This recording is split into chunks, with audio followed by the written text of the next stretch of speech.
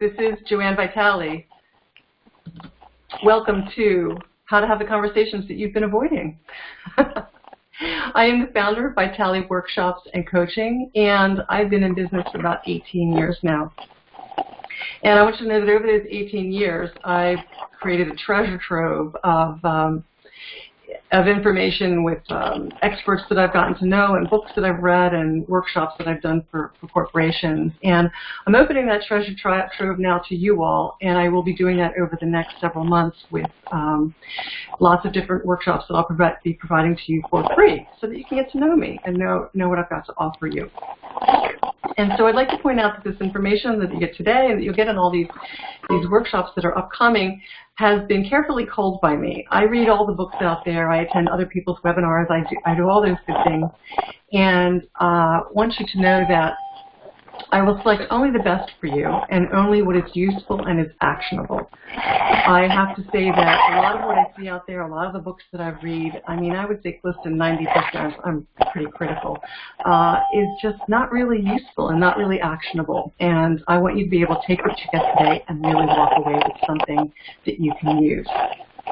So with that, the book that that most of the information today comes from is called Crucial Conversations, if you can see that. If you don't have this book, I suggest you get it.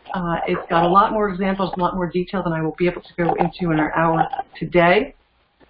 But I will say that it can be a little unwieldy to go through the book. So I think I've been able to take for you the information from the book and really give you what you need to know in order to really have the conversations that you need to have. Because knowing what to do first in this book can get a little, confusing. So I think that I've done that for you today. So we have about an hour today, and I'll be going through the presentation in PowerPoint and then be taking your questions. I do think we have a chat box that you can access so that if you've got questions before then, feel free to put them in the chat box, and then I will try to go through those when we get to the Q&A. Okay? So with that, let me start sharing my screen with you all, and we will get into the presentation. All right? Here we go. So, stepping right into this.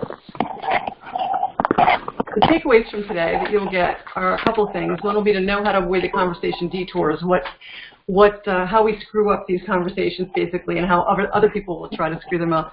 You'll learn how you and others respond when under stress during these conversations. So you'll know what your go-to style is when you get into these. I will have you take a quiz. So if you're able to, get a sheet of paper now, so you'll be able to write down your responses to these 12 questions, and you'll be able to know how it is to respond under stress. We'll be talking about the 6 key reactions that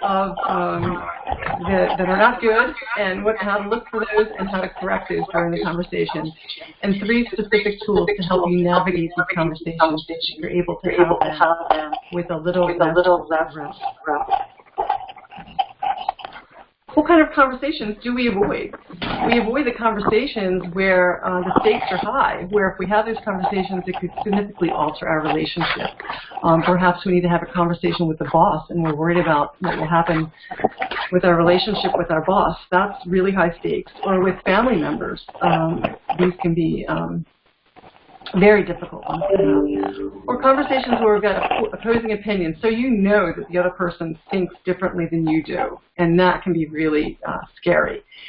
And where there's strong emotions involved with these, so people, you're getting into these, and you're going to be, bringing up some stuff, and that can be really scary. And the overall thing about these is that we don't share the pool of shared meaning is not the same. So, we are thinking about things that it's like one bucket over here, and the other person or other people are thinking out of this other bucket over there. And we need to get those buckets together and to create this pool of shared meaning. And how do we do that? How do we do that? Some examples of this are maybe you've got a teenager with excuses at home who's, in a simple case, not cleaning up the room or coming home too late, or maybe on a more difficult level, maybe you've got a teenager with substance abuse problems that you need to talk about. That's a conversation that we might tend to avoid. Or at work, maybe we've got a teammate who's slacking off, or some other situation at work with a team member or coworker or boss or someone. Or we've got a family who's dealing with splitting up the estate of a loved one who's passed away. Those can be a lot of differing opinions, a lot of stakes involved, and a lot of emotions. So I'm sure you've got some examples that you're coming up with in your head right now that you've got these conversations that you are avoiding for whatever reason. Being good at these conversations, it raises your emotional intelligence, and we know that that's a key to greater success. We can't just avoid having these conversations for the rest of our lives. It'll lower our stress because we'll get these things out into the open that we've been holding up inside of ourselves. We'll have better decisions because the shared pool of meaning will be larger, and that's helpful in having better decisions. We know that in the corporate environment, definitely.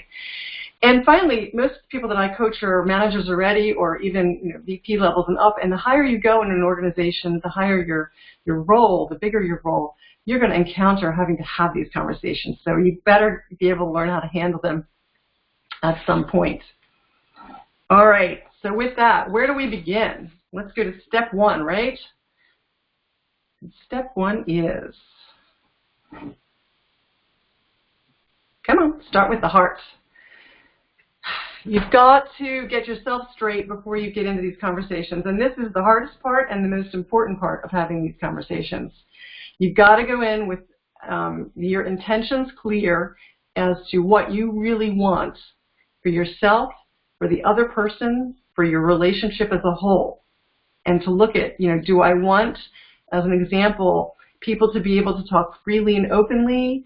Do I want to be able to express what my opinion? Do I want to actually hear the other person's opinion? Do I want to come out of this with a stronger relationship with the two of us? You've got to get clear as to what your goal is. And then think about, if I really do want those things, how would I behave given that? Okay? So in the most situations, we have somehow contributed to the problem, whether we want to admit it or not. And we need to look and see what kind of contribution we might have had in making this issue even come up in the first place. So the only one we can really control is ourselves, and we need to get clear with ourselves, get straight with ourselves before we get into there. And here's some of the ways that we don't do that. The common detours that we take. We get into these conversations, and what we really want is we want to win, right? Sometimes we get into these conversations, we start them, and we all want to be right.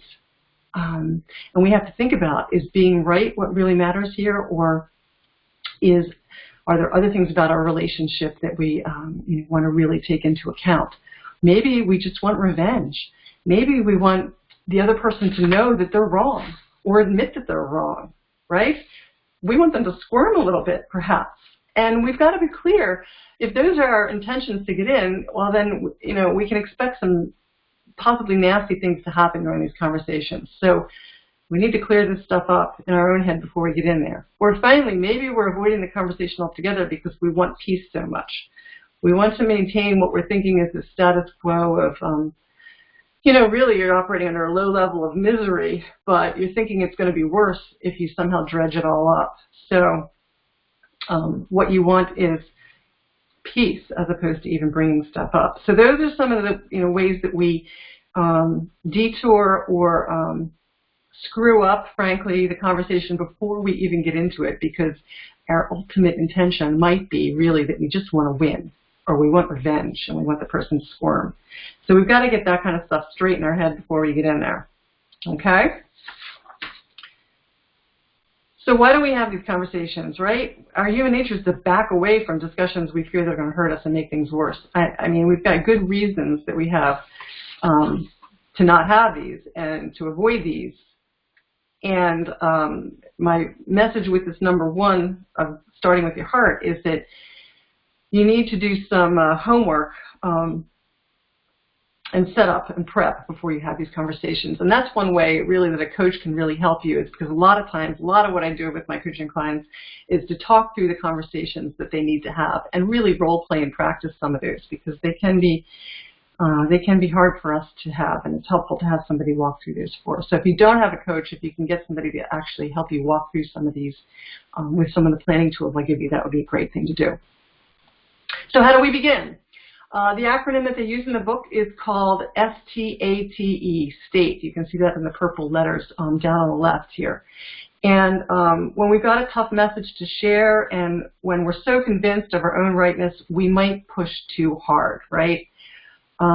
So if we start this way and using their tools here, it can put us on the path to success. So we want to start with the facts. Okay, the least controversial, most persuasive elements. And what I mean is start with the facts instead of starting with your opinion or your assumption about things.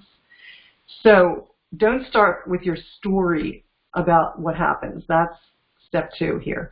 So don't start with, you didn't care enough to pick me up on time. Okay, the fact is they didn't pick you up on time. You didn't care enough is part of the story. Okay, so leave that part of it out. But you know, this is how we usually go into these things, right? You know this, and I know this, that we'll start with that. You didn't care enough, and that's why you did that. Or you're unreliable, and that's why you're always late to work. Or you know, you don't care enough, and that's why you don't do good enough. You know, your work is not up to par. So leave the story out and start with the observable facts that you see. And then you can get into explain what you're beginning to conclude, okay? And kind of set it up, you know? So like when you're late, that's the fact, right? When you're late, it gives me the impression that you're unreliable and don't care, right? You're not going to conclude, you're going to soften it up a little bit.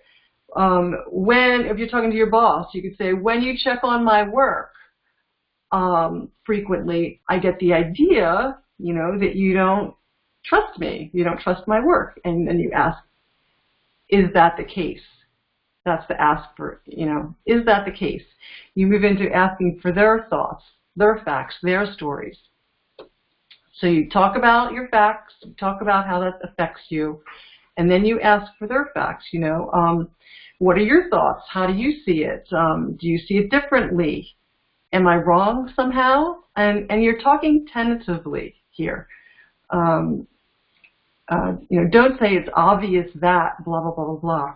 Or you did this because you meant to, blah, blah, blah, blah, blah. I mean, you're really trying to open it up and make it okay for them to have this conversation. And by putting in your opinions and your assumptions and your conclusions right at the get-go, you're going to shut it off right there.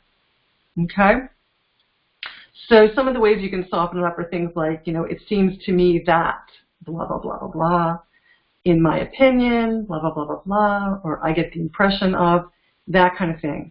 And this is exactly what we teach with having managers do performance appraisals. It's the same kind of thing. We have the managers start with the facts of, you know, you as the employee perhaps are being late, and then you get into how that affects the rest of the team and all that. It's exactly the same kind of technique.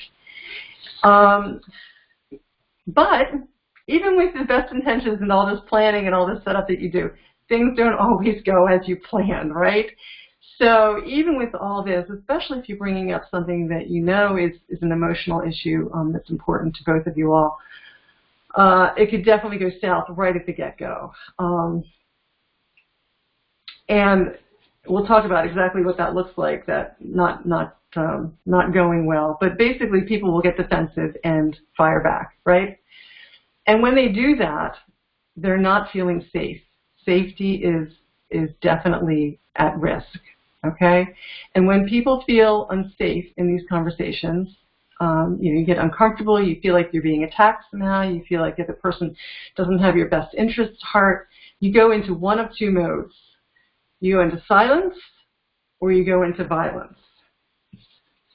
Because when it's safe, if you think about when you feel safe and people that you have safe conversations with, you can say anything, right?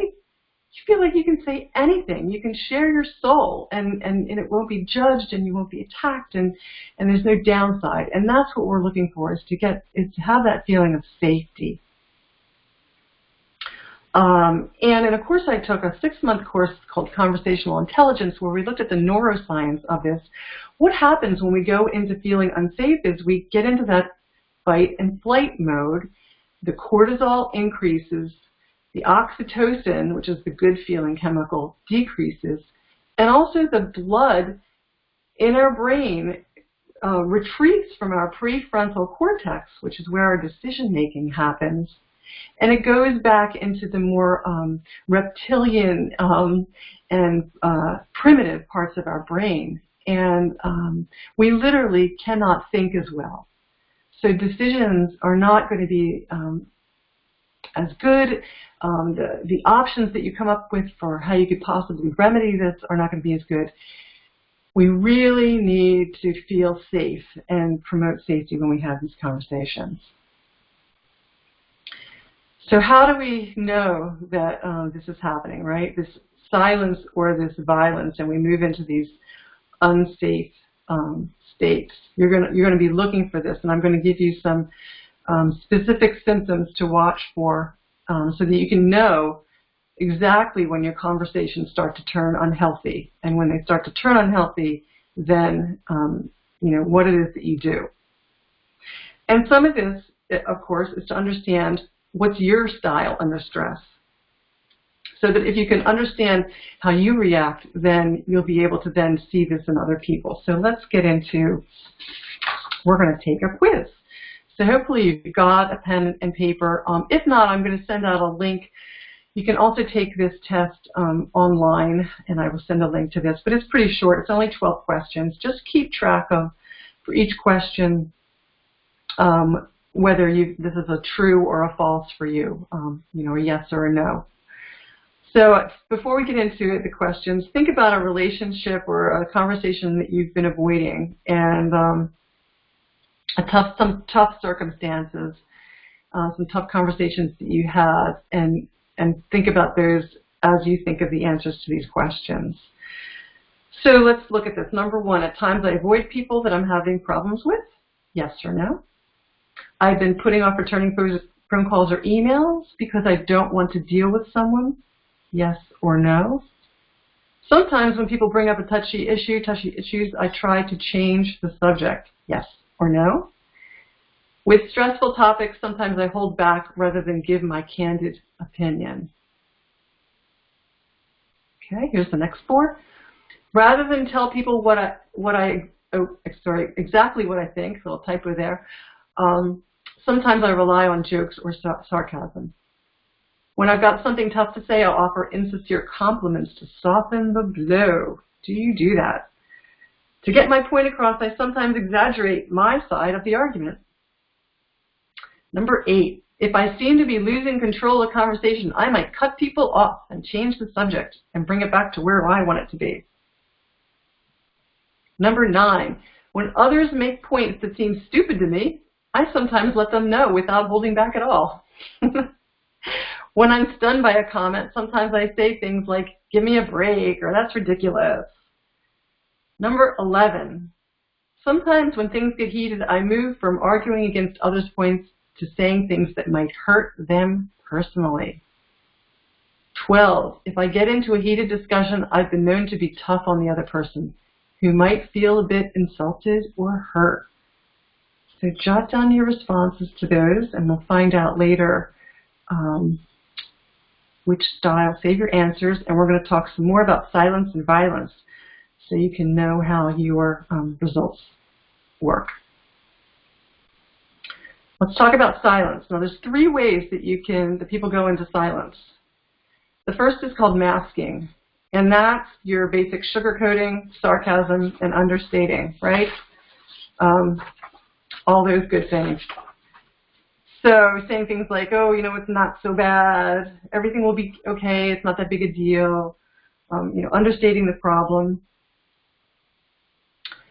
The second is avoiding. So we redirect or we steer completely away from the conversation. So we get into something difficult and then we change it and start talking about, what did Bob do last week? Or, what's the weather going to be? Or whatever it is, we steer completely down, go off the conversation. And this happens a lot, I have to say, when managers are doing performance appraisals, that people will try to steer the conversation a completely different way by talking about a coworker, or maybe even talking about you as the manager, and issues that you've got that you need to think about.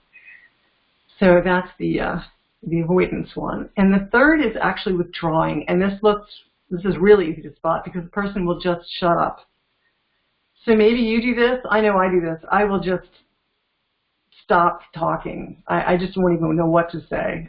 Or sometimes people will actually get up and leave the room, just physically leave the conversation. So that they either leave the conversation by stopping talking and not saying anything, going mute on you, or they actually will get up and leave the room. So this is what silence looks like. Okay? Masking, avoiding, and withdrawing. Definitely more of the passive-aggressive response. On the other hand, we have what we're looking at and calling violence. And that shows up 3 different ways. So the first is called controlling, where we cut other people off. I actually had a manager that I was coaching who got her 360-degree review results that I was going over with her. And in those results, it became apparent, someone commented and said that this particular manager will hold up her hand to stop people from talking. I do not recommend that approach. I mean, holding up your hands to, having them be quiet. You're basically telling them to shut up and be quiet. Not a great leadership approach, and it is a way of controlling the conversation and cutting other people off. Or overstating the facts, using words, and we hear this with our president, and I'm not being judgmental here, but he does, the biggest, the best, the most successful, whatever. We overstate the facts in order to control things and speak in absolutes, which goes along with that. So those are ways that the person goes into controlling the conversation as a result of you bringing up these issues that you want to talk about. The second is labeling, and this is basic bullying, name calling, either your idea that you have, calling it a name, calling other people names, those kinds of things, or dismissing things as a stereotype. Saying, oh, everybody in human resources does that, or whatever it might be. So that's a way of reacting with violence. Or downright attacking by belittling, threatening, or insulting. Things as straightforward as you're stupid because you did that. I mean, that is a way of reacting with violence. Okay, so then looking at those 6 options, 6 styles, 3 silence-related and 3 violence-related, you can look at your results on your quiz and see which ones you checked. So if you checked questions 1 and 2, your style of choice might be withdrawing, and you might have several of these that you use, not just one. Avoiding would be questions 3 and 4. Masking would be 5 and 6, and you can see the others: controlling 7 and 8, labeling 9 and 10, and attacking 11 and 12. And I would ask you then to look at where you had most of your yeses or trues. Were they under the silence column? Did you have a lot of silence-related tactics that you tend to use, or were most of those under the violence column? And what the mix is that you've got going for you. And so now that you understand how you might react in these situations, this is a tool that you can use to see how other people are reacting, to recognize it in the moment of what styles they're using. Okay? And we're getting back to what I said earlier, is that safety first is what we're going for here. So when others move into silence or violence, you need to step out of the conversation, wherever it is, and make it safe. Don't get hooked into fighting back. And this is where most of us go down the rabbit hole, right? We get hooked into, fighting back and trying to push our position, trying to make sure that, we're heard and that somehow we're right. Or maybe we go into silence because the other person did downright attack us. with, using the violence methods, and we just, have nothing. We're just too scared to say anything at that point. So when someone goes into, you need to understand that people go into these reactions, have these reactions of silence or violence because they're not feeling safe. And when we can view it from that point of view, it really does open up a compassionate way for us to look at it, and a more understanding way for us to look at things. And to understand that we don't feel safe when one of two things is going on. We don't think that our purposes are aligned, our goals are aligned. So we need other people to believe that we care about our goals in the conversation, right? That we need people to trust our motives. If they think that they can't trust our motives, that we're out for ourselves or out for that, having them look bad, the conversation's not going to go well, right? The second is that we need to have mutual respect. We need to have other people believe that you respect them, and you need to feel like that they respect you as well, right? Or the conversation's going to go south. So those are the two ways that we start to not feel safe. The two reasons that we start to move into use these styles, because we don't feel safe. So how do we step out of the conversation, right? How do we do that? There's 3 tools that I'm going to recommend you use. There's an additional one in the book that goes into a bit more, but these are the 3 easiest ones to remember and kind of go-to tools. The first is to apologize. Now, you use this when you've violated their respect. So you've said something, not so nice. You did something in the past that makes them feel like, you don't respect them. So apologize when you think that you've done something like this. Come right out and really, make them understand that you do feel bad about this. Now, you can't fake this, all right? So you can't apologize when you don't really want to apologize. You need to come from a point where you can actually do this so that they can feel that you mean it. Otherwise, they're still not going to think that you respect them, right? The second is called contrasting, and you do this when an apology isn't appropriate. So you haven't done anything to violate their respect, but for whatever reason, they're still reacting defensively, and they feel like they've been offended or insulted somehow. So this is a don't/do statement. So you're going to start and say what you don't want, and then follow with what you do want. So an example would be starting with something like, the last thing I wanted to do was to make you feel bad. The last thing I wanted to do is to have you feel like I don't respect you. The last thing I wanted to do was to have you feel like you can't trust me, whatever that might be. So you start with that, right? The last thing I want for you is to think I don't value your work. What I am saying, and then you get into the do statement, what I am saying is that I'm concerned about the data on this report. Or, what I am saying is that I'm concerned about, where it is we're going to put our, parents when they move into a facility of some sort. So you start with what you don't want, and that'll be, usually judge that from the reaction that you're getting from the person. So if they look like, they'll probably say something like, I feel like you're just attacking me. And so you would come back with, the last thing I wanted to do is for you to feel like I'm attacking you. What I want is for us to be able to talk this out and really get to a solution that works for us all. Okay? And I would say that this contrast tool is the one that I really like the best, because it really does enable you to put things right out there and kind of, calm things down right very directly and at the start. One of my favorites, okay? I think it's going to be really your go-to tool for when people start to get defensive. All right.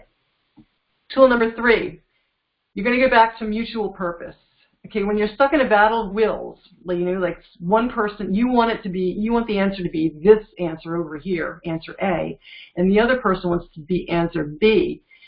You're going to be battling, beating your heads against each other because you're each trying to push your point of view.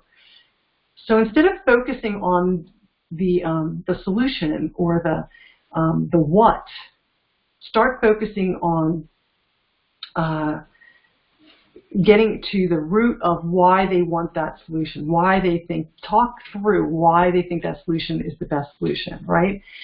So some verbiage to use here would be something like, it seems like we're both trying to force our idea. I commit to keep talking until we have a solution we're both happy with, okay?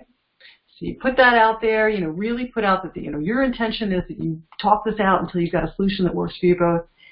And you're going to ask people, get underneath of why they want what they want. And this is where it gets into your basic, if you've ever taken a course with basic listening skills, the probing, the asking reflective questions, and all of those are in the book, those basic, but I didn't want to go into those because some of you already know those.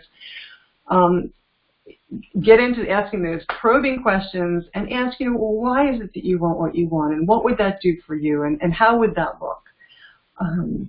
And go down that route to get yourself back onto mutual purpose. And once you've used those 3 tools, then you can re-enter back into the conversation and start again where you left off, okay? All right, so those are the tools, some really basic, I really hold it down here for you for the tools that you can use and what it looks like when things go south. So what we did learn today is, the most important thing is to start with the heart and your intention in getting into this conversation. Make sure that your motives are honest and true and you know what's going on. Make it safe. Understand what not feeling safe looks like and be able to recognize that and exit that conversation. Implement your 3 tools to make it safe, and then get back in. Okay? So I hope that was helpful for you. I'd like to continue our conversation. Here's my email address if you don't already have it, joanne@joannevitali.com. And a couple things I'd like to just point out to you that are possibilities for us moving forward.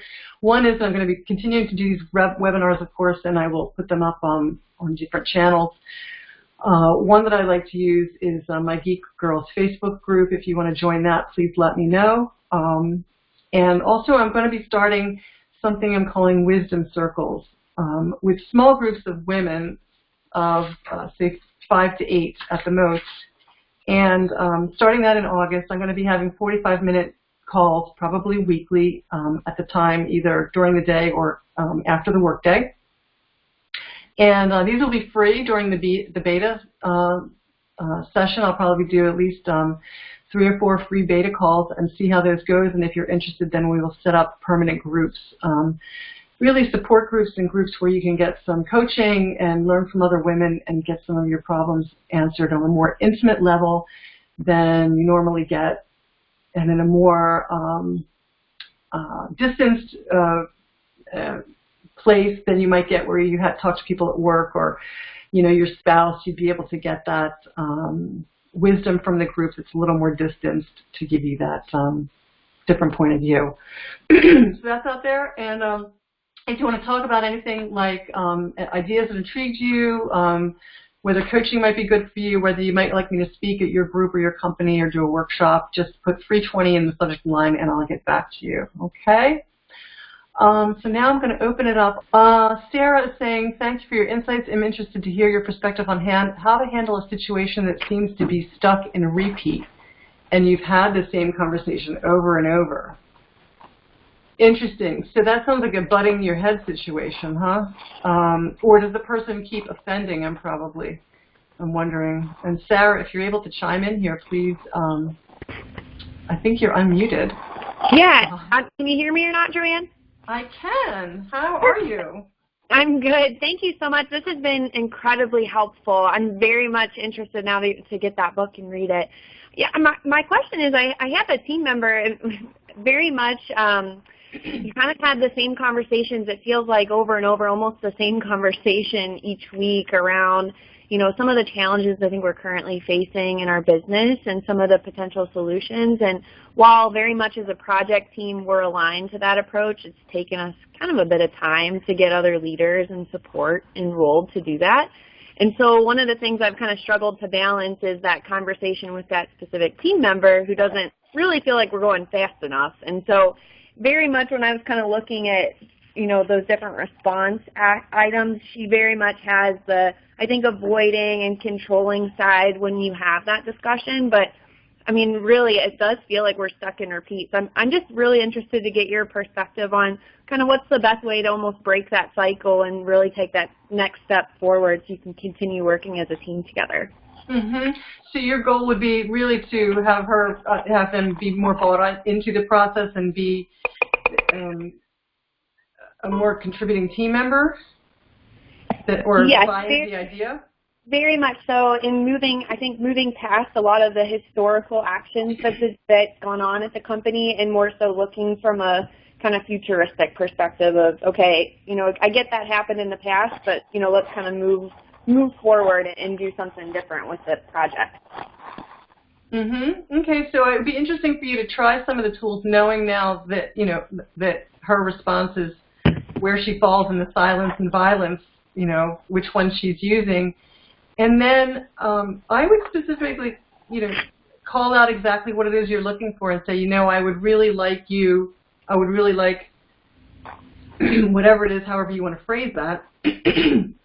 And I feel like we're having this conversation over and over. And really be direct about that. Mm-hmm.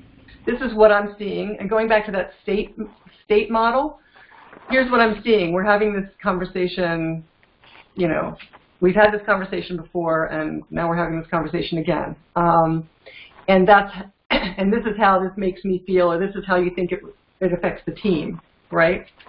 Okay. No, I appreciate that. Thank you so much. Sure. All right. Any other questions? Let's see. Javiria says, it's been helpful in realizing that the first step is to look inward. Can you please share the name of the tool? To look inward, there isn't a particular tool. It's basically the process of thinking about, let's see if I go back to that first slide, actually. Asking yourself the question. The tool is really asking yourself the questions. What do I really want for me, the other person, and our relationship as a result of this conversation? And the last question, the big one, how would I behave if I really wanted these things in having that conversation? Okay. Any other questions out there? Anybody else out there have a conversation that they are avoiding, that they would like some help with? Or are you all happy?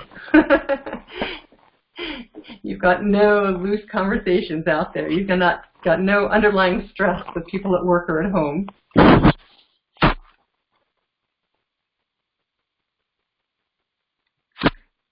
And if you could share with me, let's see, if people don't want any help, which is hard to believe, I'm wondering how many of you who would be willing to talk about what their go-to style was.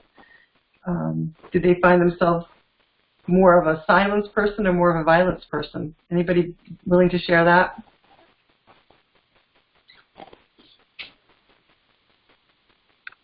Oh, you're all so shy.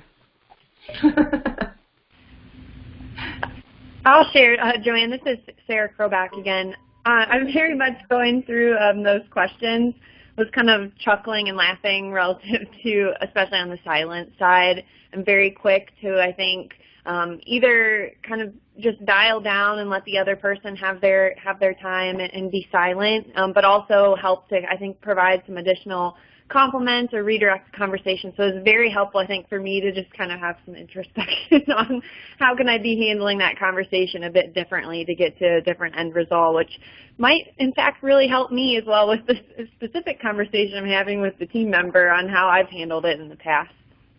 Yeah, it's true. Because, I mean, if you're using silence, you might have just been shutting up right when you hit a problem. And not going to. Yeah. And I have to say that, we teach what we most need, and I will be, completely honest. I am the queen of conflict avoidance. So I absolutely avoid conversations and wait. And so these tools have been really useful for me because this is a real big one for me. it's still difficult for me to have these, but I feel better knowing these reactions that people might have and being able to use some of these tools when I go in there and doing some of the planning myself. But yeah, I am the queen of conflict avoidance myself. So okay, I just had a question. Oh, what's that? Oh, this is Diana. I was going to say, if you're the queen, I might be the princess. Because I was all over the board. I think I fit into about 4 different categories there. So that was useful to see, but then also to be able to recognize in other people when I'm talking with them. Yeah, absolutely. You really have to know right when that flag goes up, and you know it usually happens pretty soon. Okay, thank you, Diana. I do have another question. What are the ways to say no politely?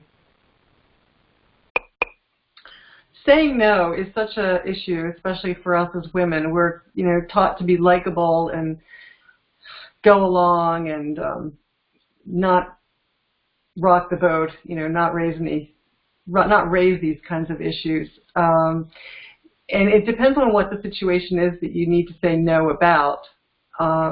But really go inside and say, why is it that I need to say no? And again, starting with the heart is, wonderful. Why is it that I need to say no? What is it about the situation? And how can I convey my point of view of how this is important to me, expressing my needs to this other person, and understanding that that's an okay thing to do. We don't all need to say yes all the time. It's okay for us to say, this is what I need and this is why. So I'm really unfortunately going to have to say no. I'm going to have to decline, that kind of thing.